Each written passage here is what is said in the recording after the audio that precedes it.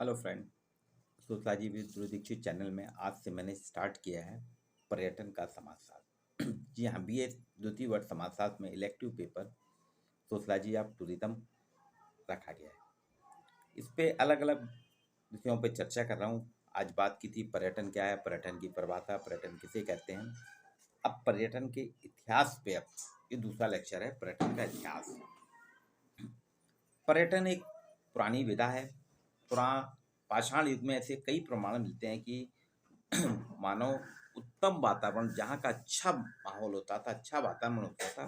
वातावरण से तात्पर्य जहाँ प्रकृति का सानिध्य होता था, पानी की व्यवस्था होती थी, पेड़ पौधे, भोजन सामग्री मिल जाती थी, मानव वहीं बस जाता था।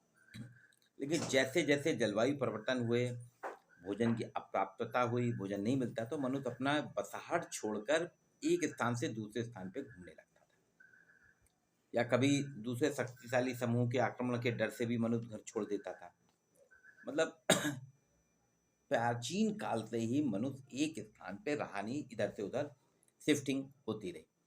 मध्य एशिया में आर्य जो थे, वो बदलते जलवायु के प्रभाव, खाद्य संकट को झेल नहीं पाए और भोजन की तलाश में पूरे विश्व में फैल गए। ऐसा माना जाता है कि 5000 वर्ष पूर्व जब पहिए व्हील का आविष्कार हुआ, उसके बाद मनुष्य को एक स्थान से दूसरे स्थान में आने जाने में उसकी सारी बाधाएं समाप्त हो गई, कठिनाई दूर हो गई। और बेबीलोन के लोगों ने मुद्रा के आविष्कार, मुद्रा जो पैसे के आविष्कार ने व्यापार को बढ़ावा दिया। लोग एक स्थान से दूसरे स्थान को व्यापारिक यात्राएं करने लगे। इसी समय भारत में भी पर्यटन की नींव डली।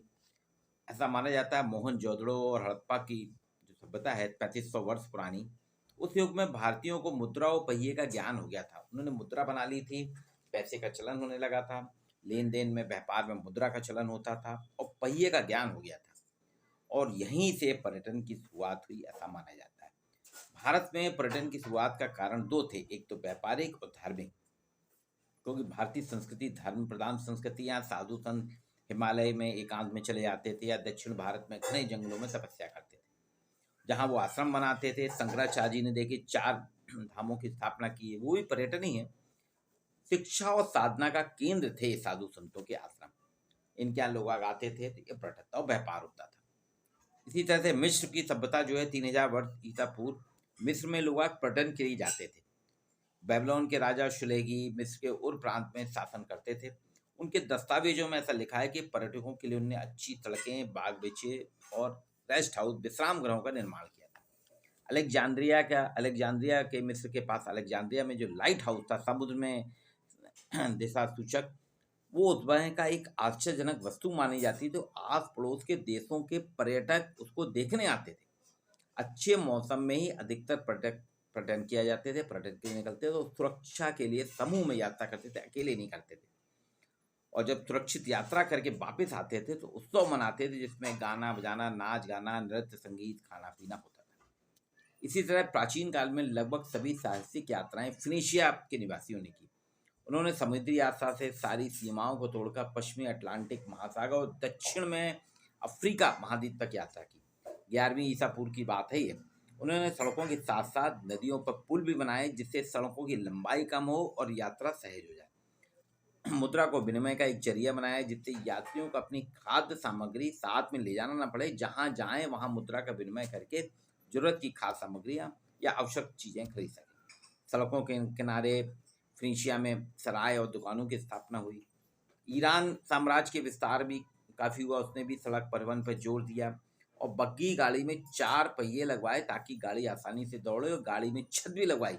और पीने के पानी और खाद्य सामग्री के लिए स्टोरेज के लिए उन्होंने उसमें बग्गी में एक छोटा सा कंटेनर रखते थे, वो भी, जिसमें व्यापार के साथ साथ ईरान में भी पर्यटन में वृद्धि।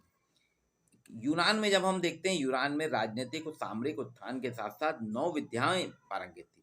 अफ्रीका के पूर्व में स्थित देशों से उन्होंने संबंध बनाए। मध्य भाग में पहाड़ी असमान भू आकृति होने का तटीय प्रदेशों में जाना उन्नति, बंदरगाह पत्तनों का आविर्भाव हुआ। प्राचीन यूनानी सम्राट ने छोटी छोटी नावों में छोटी छोटी यात्राएं करके व्यापार करते थे। होमर लिखित ओडिसी पुस्तक में जैसन और आर्गोनट द्वारा विशाल जहाज निर्माण की कथा मिलती है, जिसमें सवार होकर स्वर्णिम देश की खोज में दुर्गम यात्रा करते थे। वास्को डी गामा का नाम सुना है हमने, कोलंबस, ये सब पर्यटन ही है।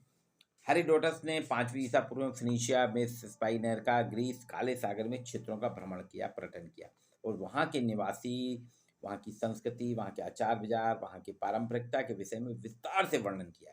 प्लेटो, पाइथागोरस, थैलस महोदय ने भी मिस्र की यात्राएं की और एशिया का भ्रमण किया। यूनान के जो थे, यूनानी अधिकतर स्वास्थ्यवर्धक स्थानों का पर्यटन करते थे, उनकी यात्रा करते थे। स्पा अर्थात गर्म पानी के स्रोत वाले स्थानों की बहुत खोज परख की इन्होंने और सैकड़ों की संख्या में यूनानी लोग गर्म पानी के जहाँ झरने होते थे, गर्म पानी के स्रोत होते, इस बार नहाने के लिए आते थे। दैविक स्थल में चिन्हित डेल्फी और एपिडोरस में पर्यटक देवी शक्ति के प्रदर्शन के लिए आते थे। इसके उस समय से ही आप देखिए भोजन, मार्गदर्शक, गाइड, फेरी वाले, स्मृति चिन्ह ये सब बेचे जाते थे और यात्राएं अधिकतर जल पथ से की जाती थी, जल मार्ग से की जाती थी। 14वीं ईसा पूर्व, 4th ईसा पूर्व जो गाइड लिखी हैं वो उसमें एथेंस, स्पार्टा, ट्राई की पूरी जानकारी उन पुस्तकों में मिलती है जिसमें विज्ञापन और पथ निर्देशिकाओं का उल्लेख था। यूनान में जो पर्यटन था उसके कुछ कारण थे। यूनानी मुद्रा यूनान के बाहर भी चलने लगी थी जिससे पर्यटकों को आसानी थी। भूमध्य सागरीय क्षेत्र में यूनानी भाषा सभी लोग बोल लेते थे, समझ लेते थे। यूनानी मेले, सम्मेलन भाग लेने, देखने आना बहुत से लोग आते थे। तो उसमें ज्यूस के सम्मान में ओलंपिक खेल भी शुरुआत की हुई थी। ओलंपिक खेलों को देखने के लिए पर्यटक आते थे। यूनानी नाट्य कला उसमें चरम अवसर पे थी जिसे देखने के लिए आते थे। थिएटर होते थे, एम्फी थिएटर कराया जाता था, नाट्यशालाएं थी जहाँ सीढ़ियों पे तीनों तरफ गोलाई में दर्शक बैठते थे, सीढ़ियाँ बनती थी गोलाई में, इसे एम्फी थिएटर कहा जाता। यूनान का चिकित्सा विज्ञान, दर्शन शास्त्र बहुत उन्नत था।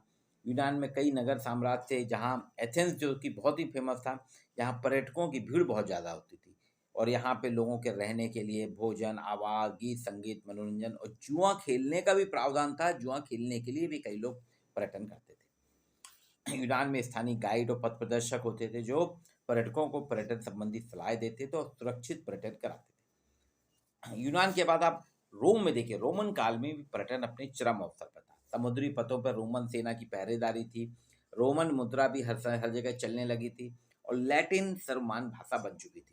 इसलिए नेपल्स की खाड़ी क्षेत्र में सबसे उपयुक्त फैशन परस्त माना जाता था।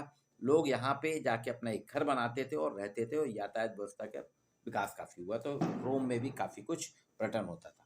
रोम में अधिकतर धनी व्यक्ति पर्यटन करने आते थे। इसके मुख्य कारण क्या है? रोम साम्राज्य काफी विस्तृत था। स्कॉटलैंड से दजला फरात की खाड़ी तक इसका विस्तार था।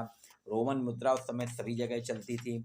रोमन सड़कों का जाल पूरे साम्राज्य में बिछा हुआ था। ऐसा कहा जाता है कि सभी सड़कें रोम तक जाती हैं। ऐसा कहा जाता था कि उसमें रोम की सड़कें सभी जगह जाती हैं। इसे एप्पियन कहा जाता था। जलपथ भी बहुत उन्नत था। रोमन नौसेना गैलियन से सभी डरते थे, इसलिए वहाँ सब आते थे। रोमन भाषा सभी जगह बोली जाती। रोम की सभ्यता बहुत थी, उसमें दूसरों की संस्कृति को जानने का कौतूहल होता था, इसलिए लोग आते थे। दर्शकों के मनोरंजन के लिए खेल कूद होते थे। खिलाड़ियों को ग्लैडिएटर कहा जाता। बुल फाइटिंग रोम की बहुत प्रसिद्ध थी। बुल फाइटिंग, सांडों की लड़ाई देखने के लिए लोग आते थे। यूनान, मिस्र, एशिया माइनर यात्रा करते थे और यहाँ की कलाकृतियाँ 7 आश्चर्य के रूप में गिनाए जाते हैं रोम के। स्वास्थ्य पर्यटन का एक फैशन था। गर्म पानी में नहाना, गर्म सोते जो थे वहाँ के, एक फैशन था।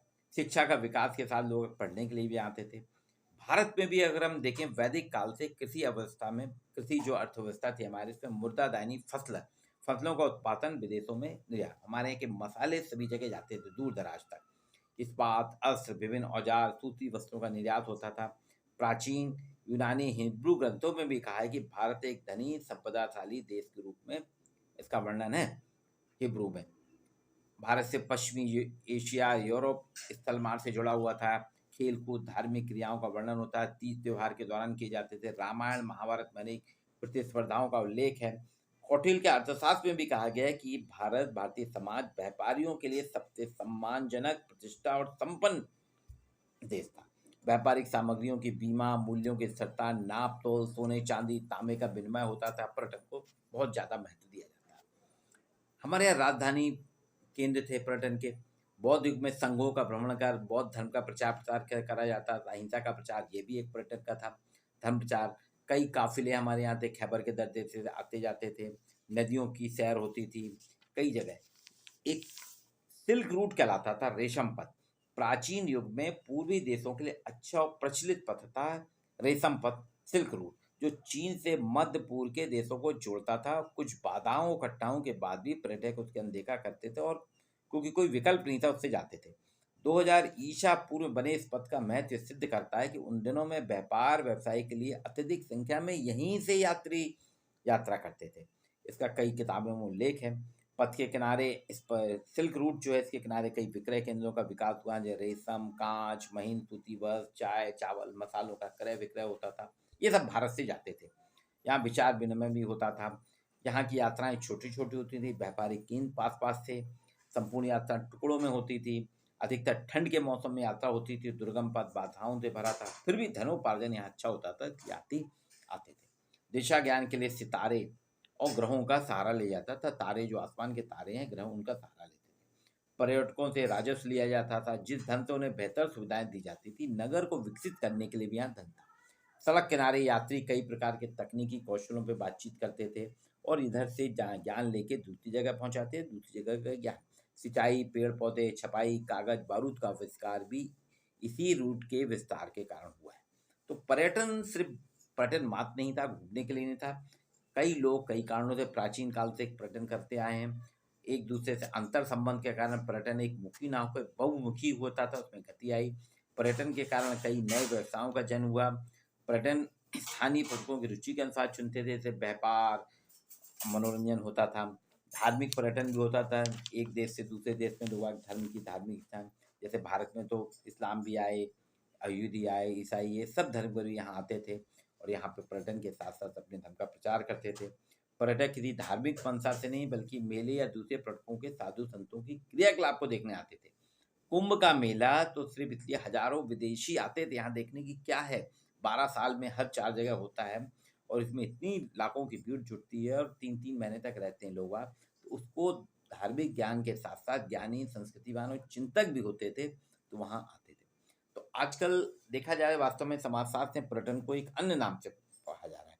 इसमें घर वापसी नाम दिया जाता है, क्योंकि आजकल धार्मिक यात्रा के लिए कई बार हमारे यहाँ के लोग विदेश चले जाते हैं। जब उनका मोह भंग हो जाता है तो फिर वापस आते हैं, वो अपने जड़ों की तलाश में आते हैं, इसलिए इसको घर वापसी समाजशास्त्री कह रहे हैं। पर्यटन के लिए कई भारतीय, जिनके पूर्वज कई पीढ़ी छोड़कर विदेशों में बस गए हैं, अब वो लोग अपनी मिट्टी की तलाश में, अपनी जड़ों को खोजने के लिए वापस आ रहे हैं। धार्मिक यात्रा करने के नाम पे आते हैं, और फिर यहाँ वापस बस जाते हैं। इसे घर वापसी भी कहते हैं। ऐसे कई लोग पृथ्वी पर मॉरिशस, वेस्ट इंडीज, दक्षिण अफ्रीका से भारत भ्रमण करने के लिए आते हैं। तो भारत में हालांकि पर्यटन एक महंगा सौदा है, धार्मिक यात्राएं, लेकिन लोग बड़े शौक से करते हैं। 5 सितारा होटल, लग्जरी बस, भोजन तो नहीं मिलता, लेकिन आप देखिए हर साल लोग वैष्णो देवी, 4 धाम की यात्रा, केदारनाथ, बद्रीनाथ, इन सब धार्मिक स्थलों में, अभी तो उज्जैन में महाकाल लोक निर्माण हुआ, तो लोग उज्जैन खूब जा रहे हैं।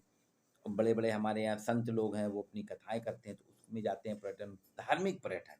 बनारस हर साल जाते हैं, सोमनाथ यात्रा में जाते हैं, बनारस जाते हैं, उज्जैन जाते हैं। ये सारे धार्मिक पर्यटन हैं। और 12-12 साल में हर साल इलाहाबाद, उज्जैन, नासिक, हरिद्वार में जो कुंभ का मेला लगता है, उसमें तो लाखों की भीड़ आती है। वर्ल्ड रिकॉर्ड है, इलाहाबाद में जितनी भीड़ कुंभ के मेले में आती है, उतनी किसी भी धार्मिक संप्रदाय में, किसी भी धार्मिक मेले में नहीं है। तो ये एक पर्यटन का इतिहास है, जो प्राचीन काल से चला आ रहा है। और चके के आविष्कार के साथ, व्हील के आविष्कार के साथ, इसमें निरंतर गति पकड़ता जा रहा है। पहले धर्म के नाम से होता था, फिर व्यापार के लिए होने लगा, शिक्षा के लिए होने लगा, मेडिकल के लिए भी होता है। भारत में चिकित्सा सस्ती होने के कारण विदेशों से लोग यहाँ इलाज कराने के लिए आते हैं। ये है पर्यटन का इतिहास। आपको वीडियो कैसा लगा, इसे लाइक कीजिए और शेयर कीजिए।